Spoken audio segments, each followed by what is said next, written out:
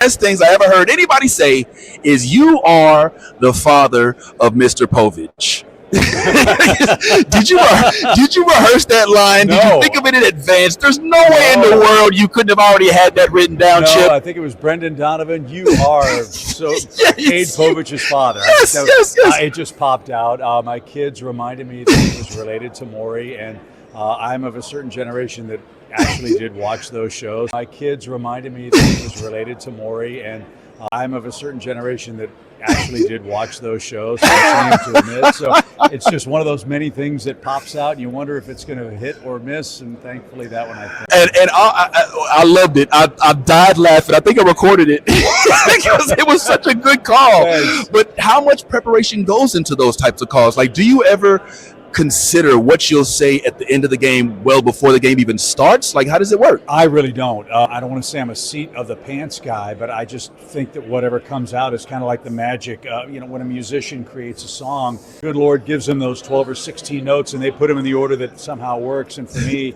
I've always been able to somehow, some way capture the right words and match it to the moment, and then hopefully get the hell out of the way. So, no, there's no rehearsal. I don't have a Harry Carey. It might be, it could be, it is, or a Phil Rizzuto.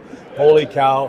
What you see is what you get, and what you hear is what you get. You're underselling yourself, friend, because what you do have is a that will retire the side, and that already sounds really good, so we love that. You often speak about not knowing Harry as much. Right. But you have the gene. What is the process of still using what Carey had in his repertoire, but still making it yours? Because as a Carey, you're a Carey, but you're also Chip. Yeah, that's a good point. This is a personality-driven business. You have to be you. And I used the musical reference earlier. Whoever your favorite guitar player is, they're using the same notes. It's how they bend the strings and how they use vibrato and how they use slides and how hard they percuss the strings. It's the same notes. You're just putting your own spin on it. And we're all thieves. We all steal from other broadcasters. We just find a way to make it sound like it's our particular mix of the stew. And you're right. Trying to be Harry Carey or Vin Scully or Jack Buck, that'd be the dumbest thing any young broadcaster or old broadcaster would do. Those guys are legends for a reason. They're themselves. You got to be you, good, bad, or otherwise. And I think that people have always respected, whether it's me, my sons, or my dad. Like I said earlier, what you see is what you get. You either like it or you don't, but you can't say it's not me.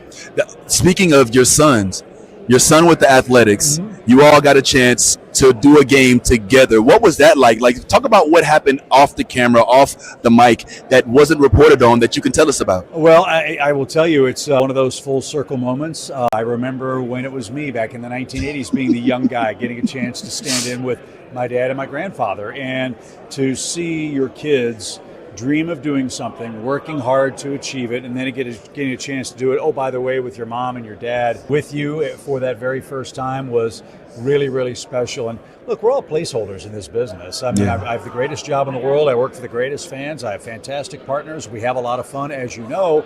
But at the end of the day, I'm just a placeholder, whether it's for my kids or for the person who follows me or the people who follow me. And I think we all feel a great deal of responsibility. We love baseball. I've passed that on to my kids, and now it's time for them to carry that torch forward and see what they can do with it. Well, your son definitely is going to be following some big footsteps. Speaking of people that you work with, Brad, I hear you sometimes. I'm sorry. Sometimes listening to the call, it sounds like you're having trouble not laughing. Yeah, that's true. Brad has a very quick sense of humor. I'll give you an example of that if I can. We were talking last year during another horrible Cardinals game, and I said, I had an interesting day today. I went to the grocery store, and I said, it's pumpkin spice season. Brad said, I think they've taken the pumpkin spice thing a little too far. I said, you're right, Brad. They had pumpkin spice cornflakes. I said, I've never seen those before. Well, our stage manager, Kim Eberle's listening behind us, and she's going to her phone, and she shows me on her screenshot of her phone pumpkin spice toilet paper. So I said to Brad, well, our stage manager, Kim Eberle, says there's actually pumpkin spice toilet paper. And Brad, without missing a beat, says, on the air, didn't know we had taste buds down there. And so, to your point, we both looked at each other and started dying laughing. So if you're listening to Cardinals broadcast and there's silence for about 7 or 8 minutes, it's because one of us or both of us has said something that is so stupid to us and to our crew that we can't function. So it happens at least once a week. Some days listening to y'all, it feels unfair that you're getting paid because it's like you're having way too much fun. We say that quite a bit, and we're really, really grateful that the Cardinals put up with our act.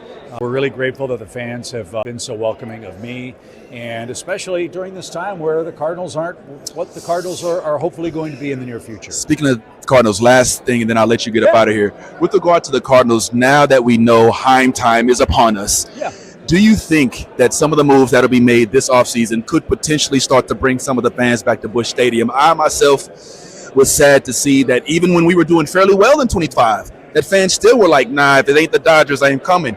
Do you think we're going to start seeing that now, or we got a few more years to wait? I hope so. Far be it for me to presume or say to the fans what they should or shouldn't do.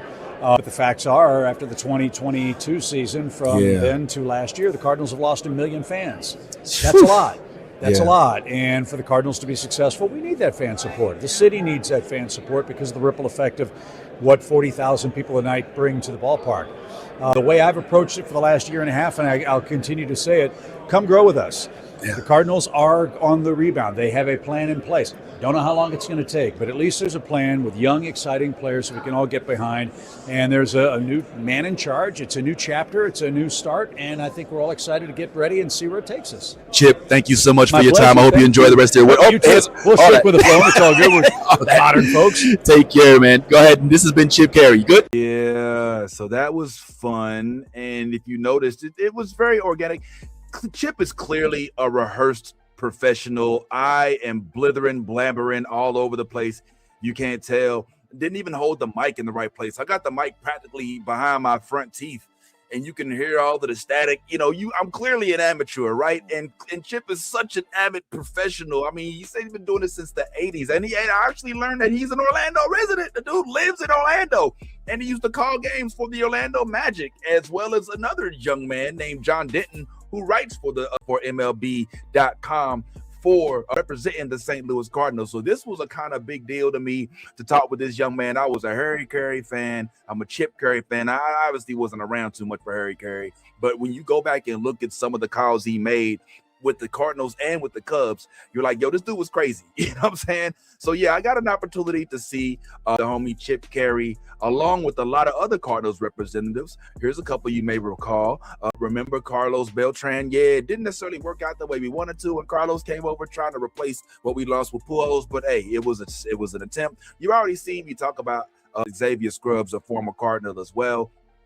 Speaking of former Cardinals, AJ Pierzynski, as we know, is also a former Cardinal. And I was curious about AJ's opinion about what direction the Cardinals are going in as well, especially with regard to management, because as you know, Ali Marmol, who I'll also give you a quick story about, was being criticized for the way the Cardinals were going. And it seems like they were doing a lot of weird stuff, like having Yadi Molina in the clubhouse alongside Ali before